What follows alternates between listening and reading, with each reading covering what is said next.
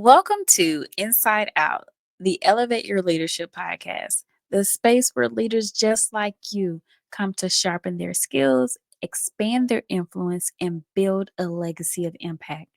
I am your host, Angelia Malbrew, speaker, leadership strategist, and your guide on this journey to elevating your leadership to new heights. Whether you're leading a team, an organization, or just starting your leadership path, this is the podcast for actionable insights and powerful inspiration. Let's dive in. Welcome to episode 3.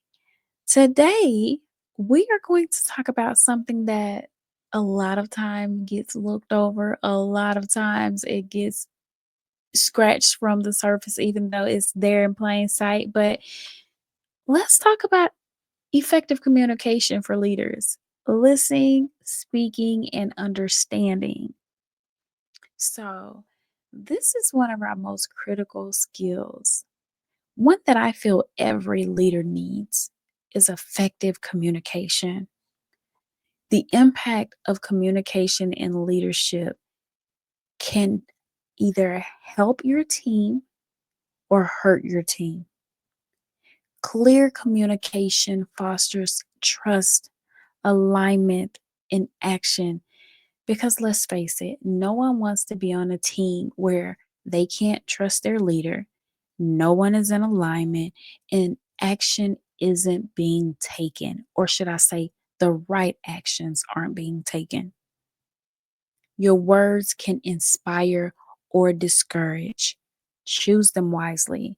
I've been on teams that were very good for my career because they help to build me, they help to motivate me, they help to inspire me.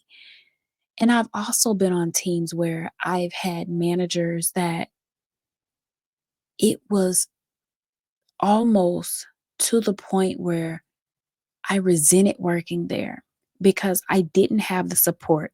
I didn't trust my manager. There was no alignment. And the actions that were taken were not conducive to the team. They weren't conducive to my growth, and they definitely weren't helping the business.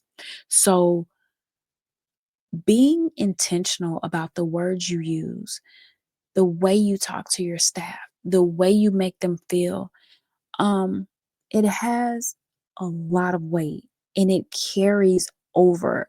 And you may not see it right now, but if you go back and think about one thing that happened to you in your life, maybe it was when you first started your career as a leader, or maybe it was before that, you can go back and find something that someone said to you. You may not even remember their last name, but you remember how it made you feel. And I have to pay homage to the queen, Dr. Maya Angelou. May she rest in eternal peace.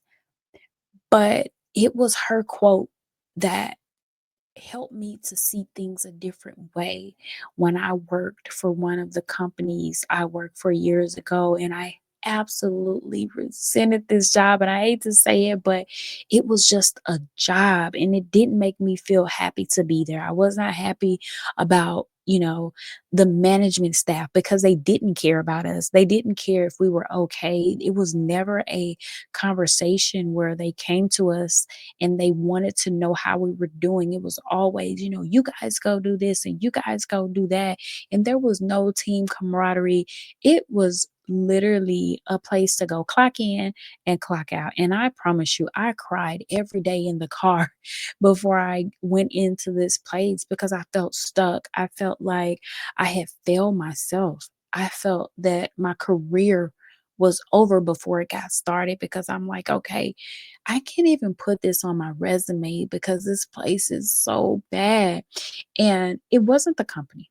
Like hindsight 2020, it wasn't the company, it was their practices. It was the way they allowed the management team to communicate with the employees. And so we felt like we were just a number. We didn't feel that we were valued. We weren't treated with respect. And it was hard. It was extremely hard, and I'm one that I have gone through a lot, um, Matter of fact, one of my keynote speeches that I talk to leaders and corporations and communities is redefining resilience. Sometimes you have to go and figure out what that looks like for you. Sometimes you have to sit down and you get with yourself and you say, you know what? This didn't go the way I had planned it to go, but it's okay because every day that you're alive, you have another opportunity to go redefine what resilience means for you. So choose your words wisely because you can tear down someone and you don't even know it. There are people that impacted my life when I was in high school. And I remember getting the award for most likely to succeed. I feel like there were so many other awards that I got, so many other recognitions that I got, but this one is the one that stuck with me. So if I'm ever in a place where I'm feeling like, oh my gosh, like this was a huge failure, like I'm not happy about this. This didn't go the way I planned it to go. And, I feel like a failure. Guess what? I go back to that and I'm like, I was voted most likely to succeed in high school. I wasn't half the person I am today. And I'm so grateful that they saw the best in me even before I could see it, even before I saw it for myself. So choose your words wisely, encourage, motivate, inspire, because you never know when that person may need it the most. Okay, let's hop into three dimensions of communication. Number one, listening. Actively hear and understand not only your leaders, but people that are on your team. Ask clarifying questions to show engagement. Did I hear you correctly when you said, or did I hear you say XYZ? Clarifying questions. Repeat it back to them and make sure that you're getting the proper understanding. Speaking. Convey your message clearly and concisely. Use simple but direct language and avoid jargon. Every company I've worked for, whether it was tech, whether it was financial, they always had this jargon. And one of the companies that I worked for last had the worst. When I tell you the entire time I worked there, there were so many acronyms that they used. And I'm like, how am I supposed to figure out what this means? There was nothing online. There was nothing in the employee online handbook to figure out what these acronyms meant. And so for me, what I wanted to do was make a change. And I'm telling them, hey, I'm not the only one that feels this way. I haven't worked here my entire life.